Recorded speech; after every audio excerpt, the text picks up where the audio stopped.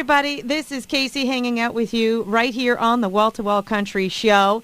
And, I say this every week. It's always an honor and a pleasure to speak to some very talented people, whether they're brand new to the industry or they've been in the business for a long time. And, sometimes we get an opportunity to speak to someone who's definitely a very high caliber in the industry, as well as a human being, as well as an artist. My guest today is an accomplished artist, singer, songwriter, actor, music producer, TV host, avid sports person, just all around faceted in so many things. It would take hours for me to probably hit every part of that. But this gentleman's a very busy guy, so we're going to get right to it and talk to him. Please make welcome to the show, Mr. Gary Morris. Hey, Gary, how are you? Hey, Casey, I got a question for you. Uh-oh. Yes? Well, you introduce yourself as Casey hanging out with you. Is hanging out with you your last name? No, actually, it's hanging out with you, Parker. Well, and as far as caliber, I'm a 7 Remington mag, so we go from there. Very, very cool. Very cool. You just really seem to be kind of a down-to-earth guy, but you have so many accomplishments already, and I know we want to talk about the new project that you have out there. I know you're working on getting out and back on the road and things, but a few things that I'd like to touch before we actually get to that kind of stuff. How did all of this begin for you, Gary? I mean, is it something that, you started singing or acting when you were a kid kind of story, or? Oh, I was born a poor black child and in Texas, and that wasn't working, so I changed everything. I started singing, I think my first solo was in a Southern Baptist church, and I was about 4. Wow. That's crazy. I sang in the church choir. I was an athlete, so that's really where I sang, and I sang in the school chorus and so forth through high school, and it was a Southern Baptist church, so there's no way I was going to have a band that could play somewhere where they serve drinks. And back in Texas, back in the 60s, in fact, liquor by the drink didn't pass in Texas until somewhere in the 70s. So, it was a whole different world back then. But I didn't really think about doing music for a living. It was the summer between my sophomore and junior year of college, when I was going to go back to Texas Tech and play football, that I went to Colorado with a couple of boys from Texas, and we got a job playing music, and I was working construction during the daytime and doing music at night.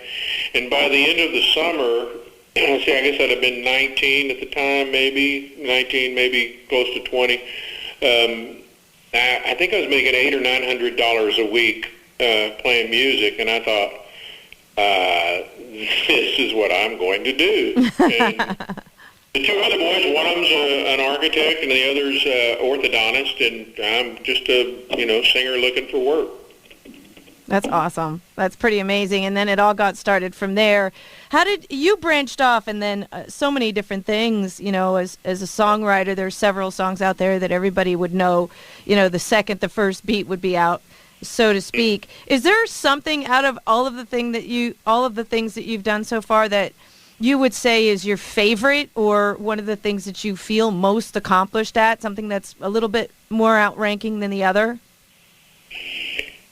Well, that's a tough one. Probably professionally speaking, the biggest accomplishment was tackling Les Mis, and because I had just a short time to learn it, and it was the #1 show on Broadway, and it was the lead role. And I certainly hadn't been trained for that, and but it worked. Mm-hmm. So, and kind of looking back and saying, well, that was it. But also having picked "Wind Beneath My Wings" and recorded it the way I did, which was just get out of the way of it and let a great song shine. That was a pretty cool thing. Mm-hmm. I really never, I guess, measured those things in that way. It's always been for me about a journey. And my mom told me when I was a little kid, and I won't go through the whole story, but basically the bottom line was don't ever let somebody put a lid on you and tell you you can't do that. Right. They told me I couldn't do Les Mis. They told me I couldn't do La Boheme. Well, you're killing yourself. You can't go do this. And in some ways, it killed one career and opened up another. And so it's been about, for me, what good work is, and then going and doing it. Awesome. So my next question, to me, flows naturally to say, so you have accomplished all these things, and you've maybe shifted from one career to the other, as you mentioned, or whether is there still a career option out there that is maybe on your bucket list of something that you have not tackled and have not shifted gears for and done? Brain surgery. I'm thinking about going back and going to med school and becoming a brain surgeon, because as I look at what's going on politically in the country, I think there are a lot of people that could use frontal lobotomies. And no, I don't really know an answer to that. Every project, whether it's your next record or whether it's a concert tour or whether it's, I just got back from Russia. I floated a river in Kamchatka, and I mean that was as cool a project as anything I've ever done. I go to the Amazon in January. I'm going to be floating a river doing peacock bass, and each one of those is just like this glorious time.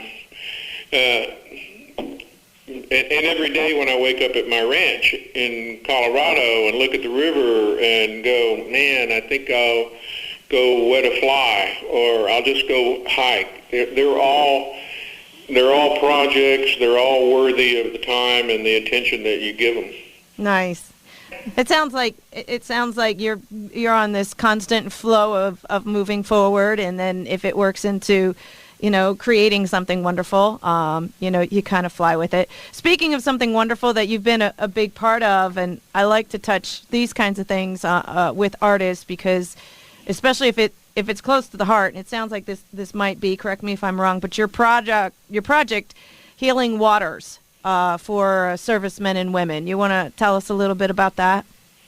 Project Healing Waters is about taking our wounded soldiers when they come back and putting them in the rivers and fly fishing. Mm-hmm. And that sounds like, well, that's not much, but the healing effects of being in moving water and the solitude of fly fishing per soldiers' own voices that I've heard is an incredible feat.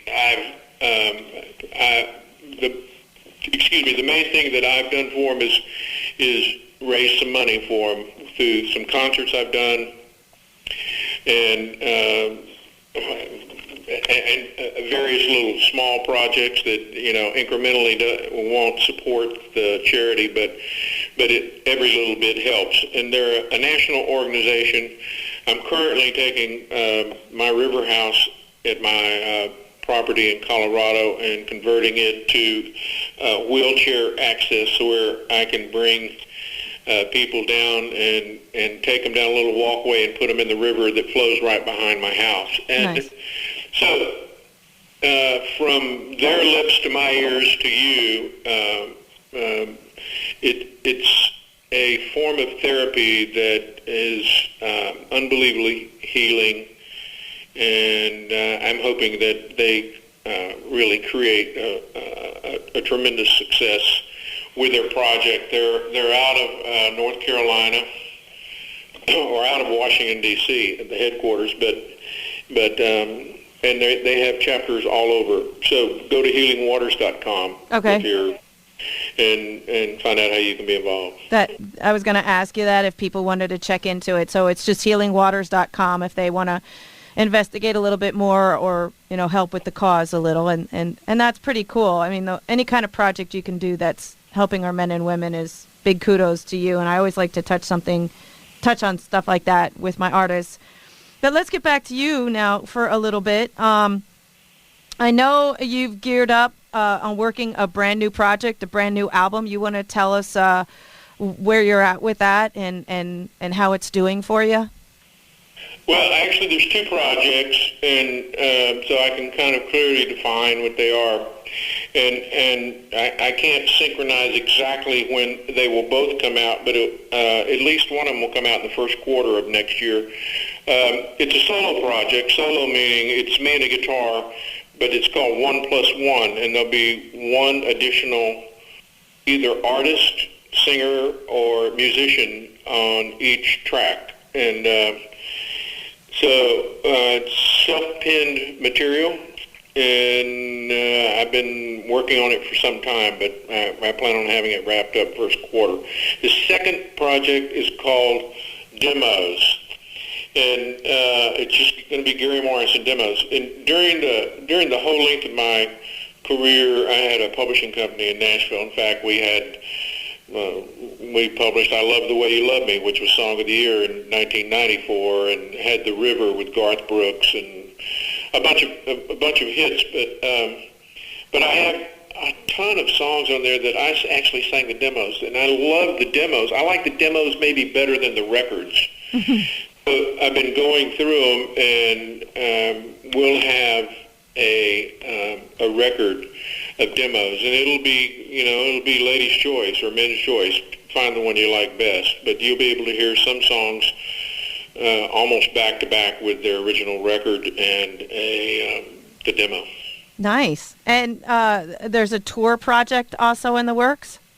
Well, I'm doing, I will have just finished a Christmas tour, and I've got no dates scheduled yet because really most of the time the first quarter is getting these two projects wrapped up. But then it will be a performing arts and theater tour. Awesome. And now, if people want to find out about where the tour is going, where they're heading, where they can find information about these projects, website, just your website? Yeah, GaryMorris.com. Okay. Are you doing these projects electronically, hard copy, album? They'll be electronic. They'll also be hard CD. Okay. I know, because some artists are actually going back to the vinyl and doing some vinyl projects out there, too. I was just curious. My people that will be my fans love vinyl, but they threw away their record players. Yeah, so I wouldn't say that my fans are part of a new wave of cult vinyl users, although I just found a whole box of maybe 100 copies of my hits vinyl record, which I never knew I had. They were in storage, and I just broke them out, and I put them up on my website. So some people that want to get a copy of the hits project it's available in vinyl. Nice. And that's at GaryMorris.com. They can check that out there. Yeah.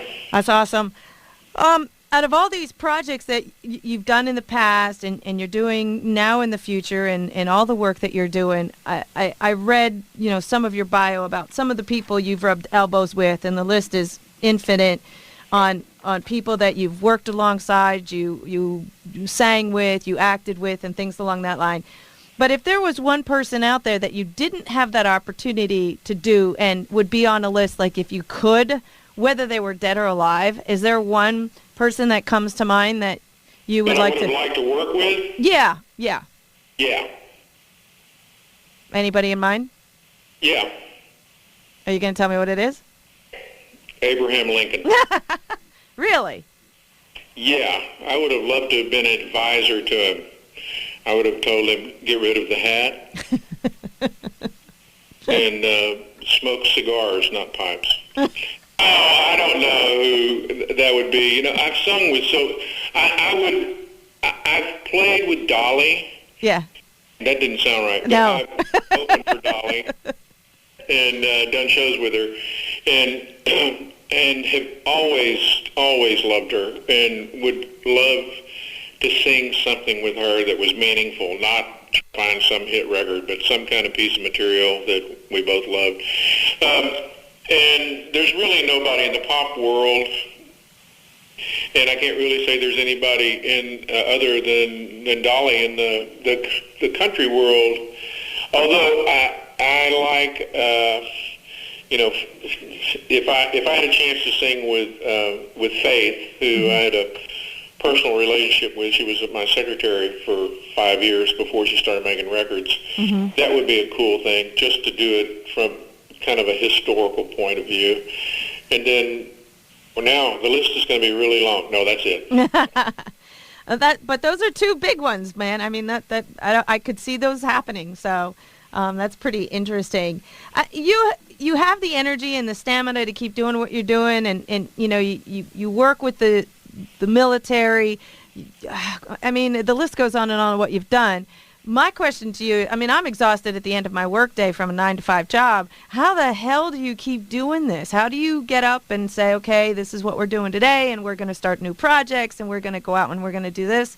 How do you find the energy? Where does it come from? What kind of source do you draw that from?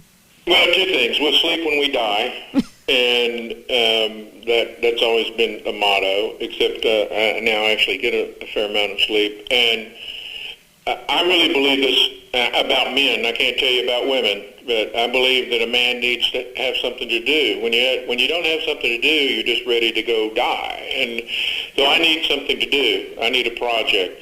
I need to be active. I need to keep my mind active, and I need to do something. So I took 20 years off of touring, and during that time I built a lodge and outfitted for wild game hunting and fishing, and traveled some, and still wrote and played the odd date, and now I'm back, playing. I'm not a road dog that wants to get on a bus and just go from town to town. That's not interesting to me. I still have to have my time to go, to go play, and then I have my time to work. So when people say, "What do you do for a living?" At one time I said, "I hunt, I fish, and I sing." That's not a bad living. No, not at all. I don't want to keep you too much longer because I'm sure you're busy, but we mentioned about the projects and your tours. Long shot in the next 2-3 years, you got a plan of some wink, wink, nudge, nudge that maybe your fans can go, okay, coming up in 2017, the summer of 2017 or the fall of 2017, something they can look forward to? The fall of 2017, you mean like seeing me in some giant venue? Sure. Well, if it is, I'll probably be sweeping up after Garth plays. But no, I really don't have aspirations for that unless Taylor Swift calls me and says she wants me to open for her. and I would love to. I would love to actually be able to play for a new generation of people and go, well, here's an old guy that actually can sing, has some pretty good songs, and maybe we should check him out. That would be kind of something that I would look forward to. Other than that, people can look for me in bigger venues yearly, and they're going to be performing arts centers and theaters. Okay. And I don't have any interest in playing in an outdoor stadium. It's too impersonal, and then I have to take a band, and I don't want to. Yeah. Okay. And most of this information will be on your website at GaryMorris.com. Well, you're such a character, and you have such a great sense of humor. I'm almost scared to ask you the next question, but... Get ready. Spread your cleats, darling. Ask away. Social media, Facebook, Twitter, Instagram. A fan? Not a fan. What's the answer? I think I did tweet once, or maybe that was just squeak. But I have Facebook, and there are some people on Facebook that have become major annoyances in my life, but there are a few people that spread the word. I don't know much about the rest of it. Snapchat, Jack Whack, whatever it is, I don't know much about it. I would be well served to have somebody that worked for me that did. It is I think it's the future of, I mean, it would save me so much money if I had really someone doing that. I wouldn't even need a publicist. So, you know. Yeah. Joey's right across the table. That's the only reason I said that. Sure. Yeah, Joey, watch out. You might lose your job. Yeah. In fact, I was thinking about asking you if you're looking for work. Who, me? Yeah, I'd go out to Colorado. I love it out there. Where are you? Pennsylvania. Oh, my God. Yeah. Well, if you came to Colorado, you'd never go back. I've been, and yeah, believe me, I try to fly out to Washington quite often and get a little sneak peek. But yeah, I love out west, and the day I retire is the day I'm packing up the motorhome and heading out west. I mean, that's there you go. That's the plan. Gary, you've been a lot of fun, and you know, I mean, you definitely got a great sense of humor about some things, and yet, you know, the seriousness of your career and all the things that you've done and accomplished. Congratulations on all of your success in that. I wish you luck on, of course, the new projects you have coming out and the new tour you have coming out, and it's just a phenomenal and an honor to be able to speak to you. So I want to say thank you so much for taking the time and speaking to me on my show today. My pleasure, darling. You have a good one.